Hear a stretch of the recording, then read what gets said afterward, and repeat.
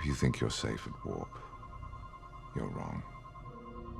Designed by Khan Noonien Soon and constructed under Section 31 under the orders of Admiral Alexander Marcus, the USS Vengeance Federation Dreadnought class cruiser is the pinnacle of 23rd century technology in the Kelvin timeline.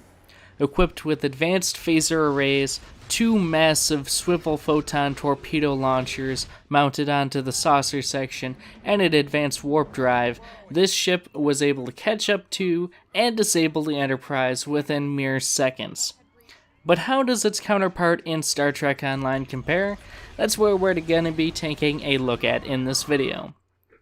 Now, since its appearance and overall demise in Star Trek Into Darkness, the USS Vengeance has made its way into Star Trek Online alongside the Kelvin Timeline Heavy Command Cruiser, as well as a couple Klingon and Romulan vessels. Now, in the game, the ship is referred to as the Kelvin Timeline Intel Dreadnought Cruiser, and we're going to be taking a look here at its stats, at its performance, at the visuals, and all that, to kind of give you guys a perspective of this ship, whether you want to take the time and try and get this ship, and so on. So that's exactly what we're going to do. Now, just to make a little bit of a comparison of the Kelvin Timeline Intel Dreadnought, or the Vengeance, it is nearly a mile long, and its imposing size even dwarfs the super capital class Odyssey Star Cruisers from the 25th century timeline in Star Trek Online. It's bigger, faster, and more powerful than the Constitution class Kelvin Timeline Heavy Command Cruiser, and as one person has said in a forum post on Reddit, the Vengeance wasn't made merely to start wars, but to finish them. And looking at the ship both in the film and in game, that is something that holds true. Now, in game, the specific class that this is the Vengeance class Kelvin Timeline Intel Dreadnought. I think that was just to kind of fit the name in there without actually using the name. As you guys know, because this is a level 60 ship, when you get it, you're going to get an Admiralty ship with it as well. That Admiralty ship is going to give you 58 engineering, 49 tactical, and 19 science, and it has the special ability of ignoring plus or minus tack from events. Now, the ship itself is, again, obviously a Tier 6 Dreadnought cruiser. It's going to have 60,800 hull at level 60. It only has a 1.15 shield modifier, so not as good as the Odyssey Class Cruiser, but it makes up for that with an impressive 5 fore weapons and 3 aft weapons. Then, of course, we have the Bridge Officer stations here, which is a Lieutenant Commander Tactical Station, a Command Engineering or Intelligence Station, a Ensign Science Station, and then a Lieutenant Universal Temporal Operative Station, as well as a Lieutenant Commander Universal Station, putting it a bit above the 2 previous Federation Dreadnought cruisers we've had, the Galaxy X class Tier 5 Federation Dreadnought cruiser, and then of course the Yamato class Dreadnought at Tier 6. The ship overall seems to perform very well. You're going to have a turn rate of 7 by default. You have 4 device slots. You have 4 tactical, 5 engineering, which is pretty good in my opinion. So is 4 tactical, and 2 science console slots. We're not gonna talk about the consoles right now. I do want to cover the console set as well as the broadside emitters that comes with this ship. You have an inertia rating of 40, you get bonus 15 power to weapons and bonus 5 power to shields. As you probably know, this is going to run you about 900 Lobi. If you pick it up from the Lobi store, there are about 300 to 400 million energy credits if you get it on the exchange. But getting over to the ship as well, I want to talk next here about the Starship Mastery. Now, As you know, all Tier 6 ships have Starship Mastery, so we're going to go over the tree here that we have for our mastery.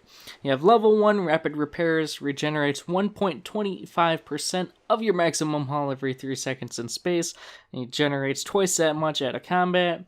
Level 2, you have Enhanced Hull Plating, plus 25 energy and radiation damage resistance rating. Level 3, you have Devastating Weaponry, which gives you an additional 2.5% critical chance. Level 4, you have Armored Hull, which gives you an additional 10% hull hit points. And then Level 5, which unlocks the Target-Rich Environment Starship Mastery trait. And we're not going to talk about that right now. I want to talk about that later. But moving on here, we're gonna go down here and cover a couple other things. Now, because this is technically an Intel cruiser, it does come with a full Intel suite, allowing you to do the gather Intel, where you send a little Intel drone out, and then of course you have the various exposed vulnerabilities. Also, because it's an Intel ship, you have the warp signature masking, which gives you bonus stealth. But what's really nice is this is the only Federation Dreadnought you can get that I'm aware of that has a built-in cloaking device. The Galaxy X class and the Yamato class Dreadnoughts have a cloaking device that you have to mount in a console slot. Because this is an Intel ship, and all the Intel ships come with built-in cloaking devices, you don't have to worry about that with this. So you don't have to worry about, do I want to have an extra tactical or engineering or science console, or do I want to cloak? This gives you the ability of both. Also, because this is a because this is a Dreadnought, you have the ability to equip dual cannons. So if you want to try and max out your turn rate and turn this into one of those old school builds like I've seen for the Galaxy X, where it's all dual cannons and dual heavy cannons in the front and then turrets in the rear, you can do that. And it's a carrier, or it has the ability to be a carrier, a light carrier at least, because you do have one hangar slot that comes with, by default, the Kelvin Timeline assault drones. Now let's take a look at these drones here for a minute, just to talk a little bit about them. The Kelvin Timeline drones, the standard ones, which are rare quality, come equipped with a Kelvin Timeline phaser emitter array and a Kelvin Timeline photon torpedo launcher. What's really great about these drones in general is the fact that you can get the Kelvin, when the drones are near death, basically, they will ram into the enemy and cause damage to the enemy. Whereas other pets that you can get for hangar slots don't do that. Obviously, you have the different quality of drones. You have the Kelvin Timeline Advanced Assault Drones and the Elite Kelvin Timeline Assault Drones. The Advanced Assault Drones have a phaser emitter array, a photon torpedo launcher, the ability to ram, and then you also have with those torpedo spread 1. For the Elite Assault Drones, you have Kelvin Timeline, you have the same weapons mount, you have the rams, then you also have torpedo spread 1 and beam fire at will. So the drones work really well. I mean, I've used them, I've been in combat with them, and they can save your ass. And it's nice to have them do damage to the enemy when they're going to be destroyed. So getting back to the ship itself here, let's talk a little bit about the standard configuration. All ships that you get for basically anything, whether it's lockbox or whatever, have standard equipment. You're going to have your standard Mark X shield, deflector, impulse engines, and then of course, because this is a Kelvin Timeline ship, you're also going to have your Kelvin Timeline phaser emitter arrays and your Kelvin Timeline photon torpedo launchers. Now obviously these can't be upgraded at all, but it does allow you to get a little bit of a feel for the weapons, whether you want to try and get more of them off of the exchange, ones that you can upgrade or whatever. It's nice that you get a little bit of a feel for these weapons. Because this is a cruiser, this also does come with cruiser commands, and only supports 2 cruiser commands like pretty much all Federation Dreadnoughts, which is the Weapon System Efficiency and the Attract Fire. Okay, so moving on here, let's talk a little bit about the consoles. And this obviously comes with the broadside emitters. And that's the new console in this set. Obviously, when you guys saw the Kelvin Timeline Heavy Command Cruiser video I did, I had all three of the other consoles. So we're only going to take a look at the broadside emitter array and then the set power bonus. Okay, so the broadside emitter array has the following description. As if its standard array of weaponry wasn't enough, the Vengeance is pre-fitted with the broadside emitter arrays. This technology is basically an additional bank of phaser emitter arrays mounted on the exterior broadside arcs of the ship. In order to minimize their power draw and performance impact, these emitters can only be powered up for brief periods of time, and their targeting sensors are set to automatically acquire targets. In an attempt to make up for their limited usage, they have been set to fire at an extremely rapid pace. This console also provides a passive bonus to the recharge of all captain abilities and weapon power levels.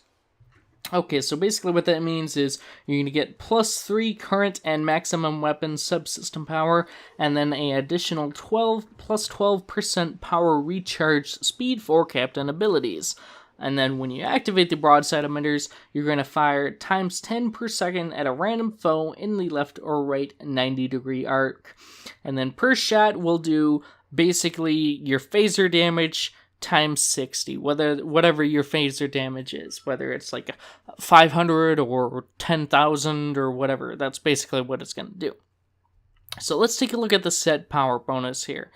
For a two-piece set bonus, you have +25 phaser damage and +25 photon projectile damage. For a three-piece set bonus, you have +50 kinetic damage resistance rating and +25 physical damage resistance rating, and it also increases your hull healing received 0 to 50%. That number will increase as your hull decreases. And then for the time resonance set, it reduces the time on all Kelvin Timeline consoles by 1 minute. And really, in my opinion, this set is really good to run together. It works well. The recharge time, knocking off a minute, is really a game changer in my opinion.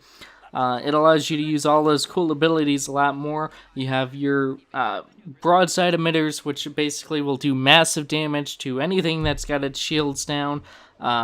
And can also take out shields relatively quick. You have your mining drill laser, which will allow you to do damage to targets even with their shields up. So it's kind of like a combination between the phaser lance and one of those cutting beams, but you don't have to mount it in a weapon slot. And then you have the proton charge launcher, obviously, which is like an extra torpedo bank that you, again, mount in a console slot instead of a weapon slot. And then the auxiliary ejection assembly is really good for if you're tractored somewhere or you're stuck in a nebula or something like that, any science ability that basically placates and holds you, that's going to be really good to get out of those and free yourself and swing around and either heal up or swing around and do some damage to the enemy who thought, oh yeah, you're stuck there, so I'm safe. And it's like, no, you're not. It's also good for if you just need like a general speed boost to try and get somewhere. I've noticed too, that'll help. So the set is really good in my opinion. So that's all good and fine. We're going to talk about the visuals of the ship though. At this time now, we're going to move on to the visuals here. And let me tell you, the visuals for this ship are amazing. It was very well done, very attention to detail, just like the Kelvin Timeline Command Cruiser.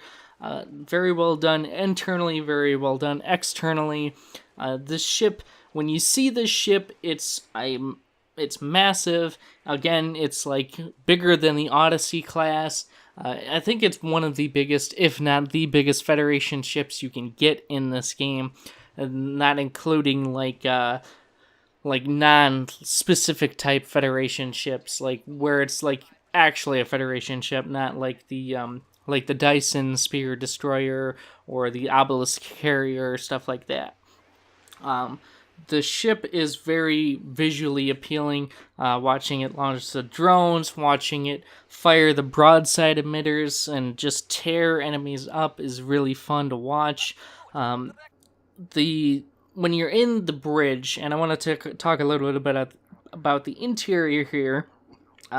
When you're in the bridge, it's got that nice lens flare. It doesn't have too much lens flare in my opinion. It's just got like the right amount, and it's got all the nice stations and stuff. And yeah, I mean, not everybody is at a station. You'll notice that some of the station seats are empty, but that works better for the Vengeance class in my opinion, because the ship was designed to be piloted by a very minimum crew, to the point where, if necessary, one person could pilot that ship all by themselves, which is really impressive, and also kind of cool in my opinion. If your crew gets taken in a hostage or knocked out or whatever, and it's just you or the emergency command hologram, you can fly that ship all on your own. So, but what's another really cool thing about the interior of the ship, and this goes for both the Kelvin Timeline ships, is when you go to the view screen, you can actually see like the ships stretch out in front of you in a way that you can't with the interiors of pretty much any other ship. Because you've got this nice big view screen, and it's not just like a static image, it's like an actual like 3D moving image, to where you can see like the stars in the background, you can see like the saucer section stretch out before you. For the Intel Dreadnought, you can see like that V cut in the saucer that it has. And it's just really well done and really cool in my opinion. And I think more ships in Star Trek Online should have bridges with those,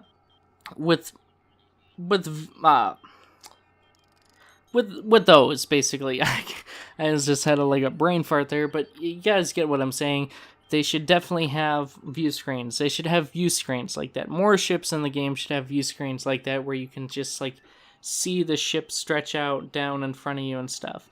Another little nice detail about this, when you're flying these ships, when you hailed by an NPC or whatever, the little like window like that the player is in will actually show like your view screen, and like you can tell it's like either the Constitution class view screen or the Vengeance class view screen, because you'll see the person in the middle, and then it'll kind of like blend in with the stars in the background on each of the sides, like those view screens do, because those are like the newer view screens, which is cool.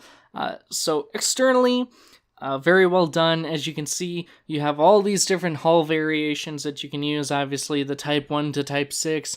You have the Dreadnought hull as well. If you have both ships, you can actually put the Type O, which is the original series Constitution class hull, as well as the Kelvin Timeline Constitution class hull onto the Vengeance if you want to see what those look like, as you can see right now.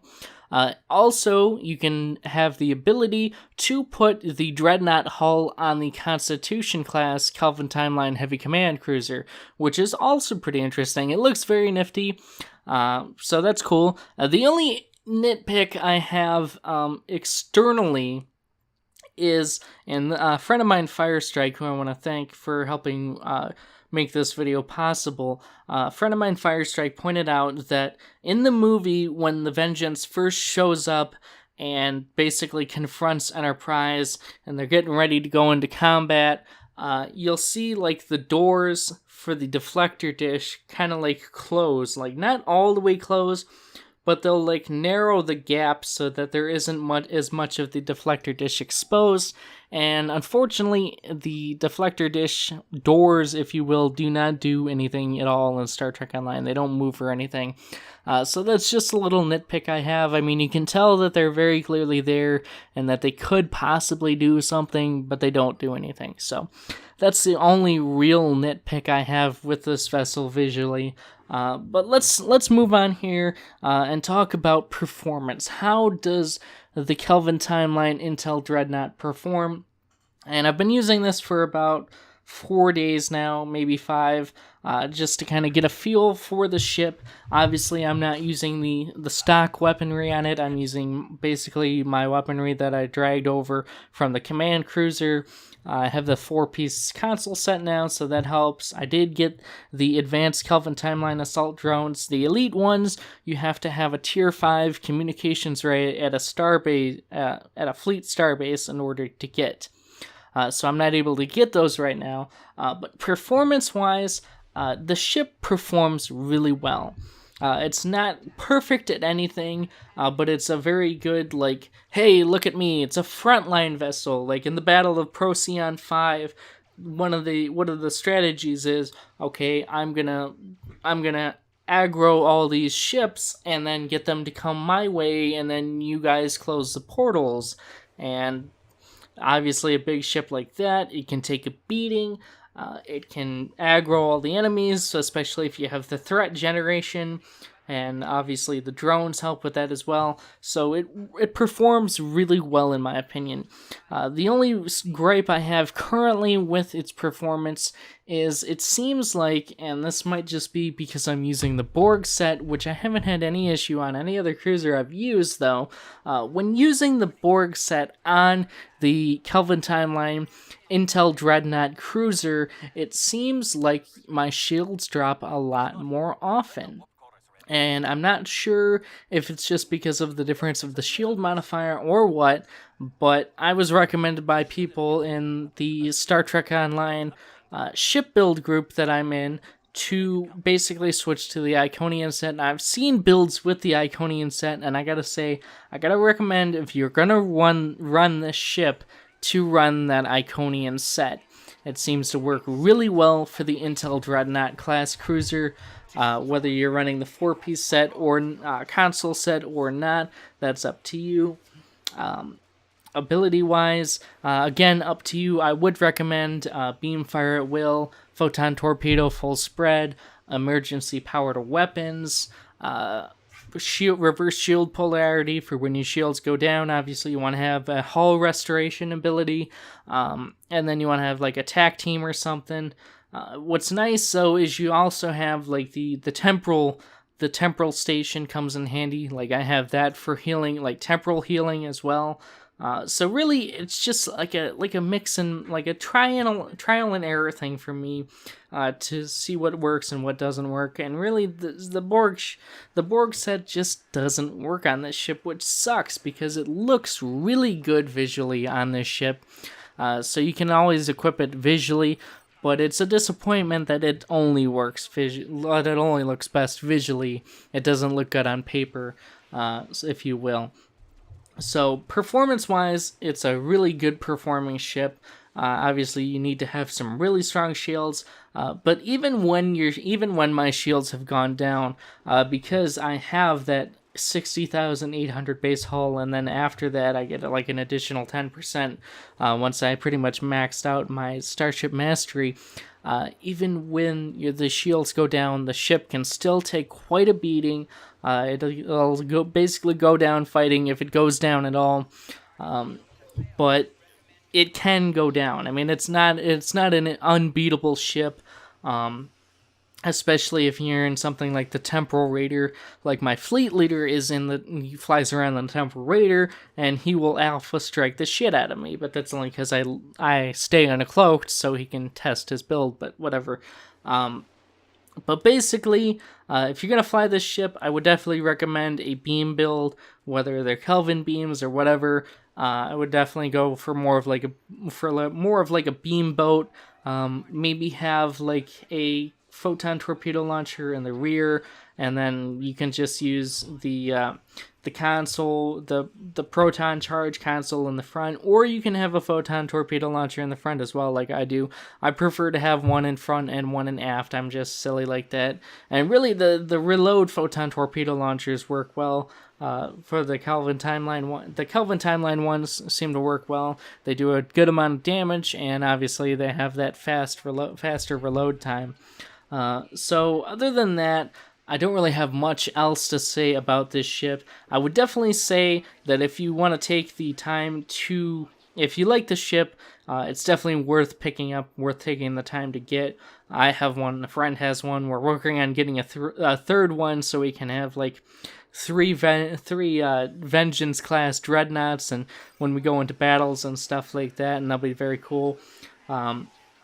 Just for fun, you might want to pick up the Section 31 uniforms as well, seeing as how the ship was created by Section 31. And I would imagine that in this timeline it would be used by even in the Prime timeline, it would be used by Section 31 as well.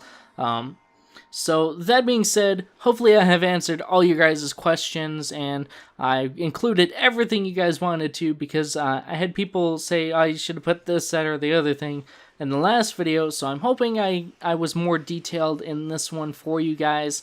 If you guys have any questions, don't hesitate to leave them down below in the video.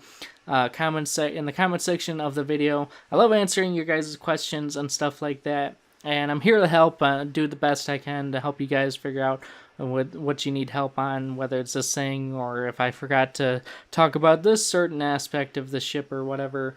The one last thing I do want to cover, though, before I wrap things up here, is I do want to talk about that Starship Mastery trait. And that trait is the target-rich environments. And it's all, again, you're only going to be able to get it on the Intel Dreadnought unless you're Klingon or a Romulan. And basically what this says is you will unlock this target-rich environment starship trait. While the starship trait is slotted, activating beam, fire at will, or cannon scatter volley will provide a small boost to weapons damage per weapon active for a short time as long as these attack modes are active. This bonus stacks up to 30 times. So basically, it's just a little boost. It's not that great of a boost, I don't think. I think it's only like 1.15% or something like that. I would have to pull it up directly in game. But to me, it wasn't worth it. I was using other Starship traits. Once I get my 5th trait slot unlocked for Starship Mastery, I might slot it in again. But I just didn't feel like it was worth it. But that's, again, just my opinion. So hopefully you guys have enjoyed this video. Hopefully you have found it informative. If you guys enjoyed this video, please be sure to hit that thumbs up button. If you guys didn't enjoy it, hit that thumbs down and let me know why in the comment section down below. Again, if you guys have any questions for me regarding the ship, regarding the set, or anything like that, don't hesitate to leave a comment question down below. And if you guys happen to be new here, don't forget to hit that subscribe button as well. If you guys haven't seen it already, go check out that Kelvin Timeline Heavy Command Cruiser video as well. So once again, hopefully you guys have enjoyed. And as always, this has been Devin with Gaming in Progress, and I will see you guys in the next video.